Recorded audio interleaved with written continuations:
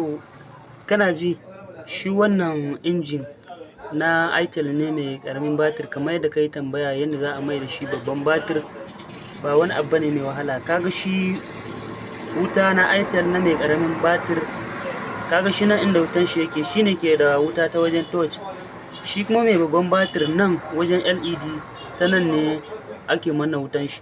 Yanzu kawai abin da za ka yi, shi wannan ba wani abu bane za ka canza. Iya wutan